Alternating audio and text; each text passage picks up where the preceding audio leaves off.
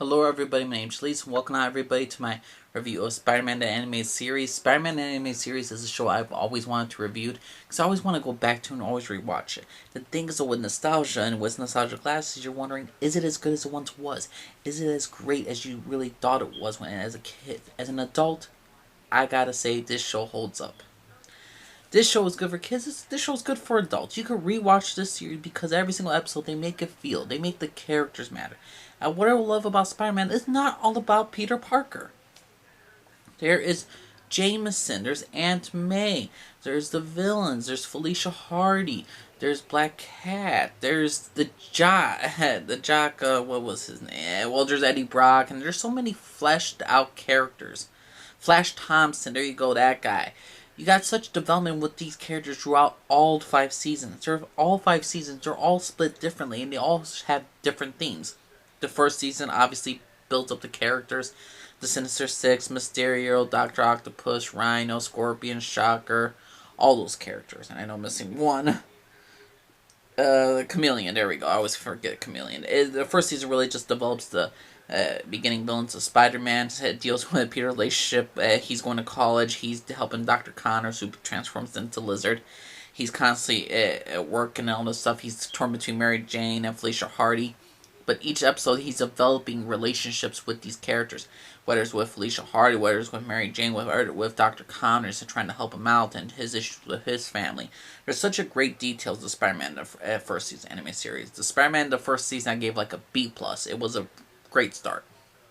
The second season is absolutely my favorite of the entire series, and the second season is 13 episodes, or 14, and it deals with the neogenics. Spider-Man's DNA is mutating and is coming to worse. It goes through so many stages. There's one where he can't have his powers, and while he's battling the Sinister Six.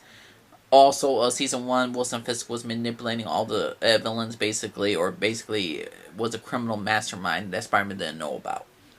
Season 2 really just had Wilson Fisk trying to use the Sinister Stick to basically stop Spider-Man to demask him. But the thing is, though, they don't know if this Peter Parker is actually Spider-Man because he fights so pathetically. Peter's losing his powers, then he goes to the X-Men. We got to cross over with the X-Men animated series. He wants to know more about his mutation, how he's not alone. Then it deals with the Morbius storyline. We get Morbius and all that stuff, and how he's connected to Peter Parker. Then there's great episodes with Kraven the Hunter and the Punisher. There's such, like, every single storyline that matters. Like, what I love about Spider-Man in general and in Season 2 was, like, previous characters of Season 1 returns to Season 2, and they continue those certain storylines. Kraven's here to help Spider-Man because Spider-Man helped him in a previous episode, so they build up storyline, they build up characters. Punisher comes around, Blade comes around, they develop Blade's character, they develop Morbius' character.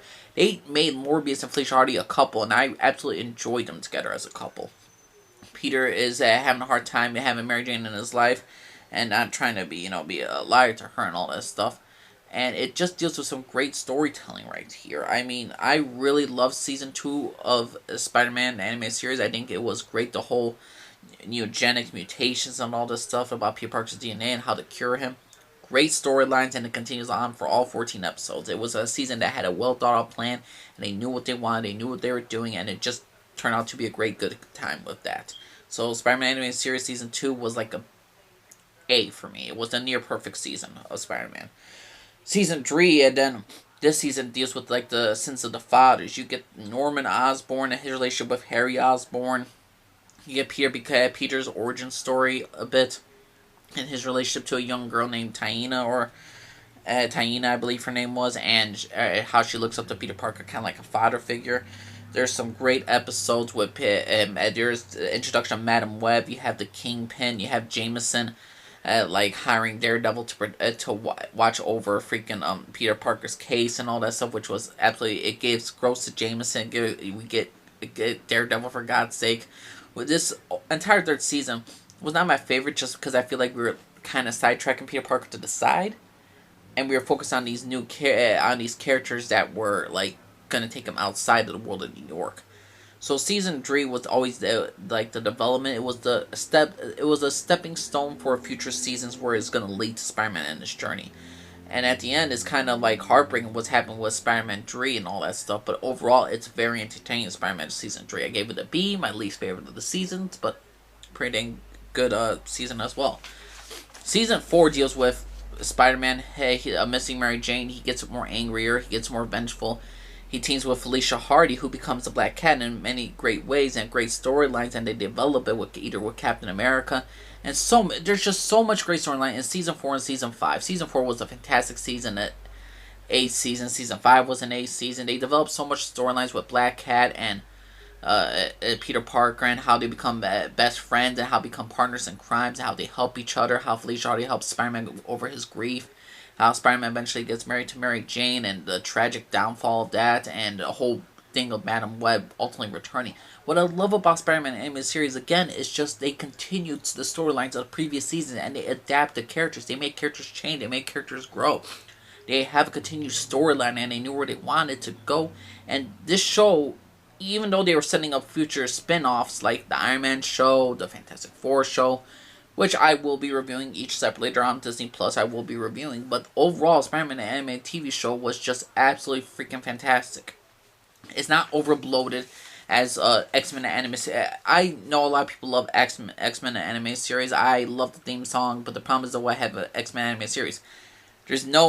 There is a continuation of their storylines. It's just they bloat everything up in the first season, and I never really enjoyed that.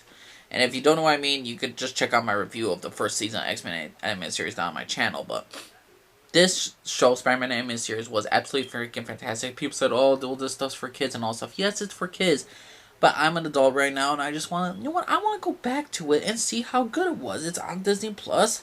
Why not check it out, see about it, and relive your glory days? And does it still hold up to this day? Yes.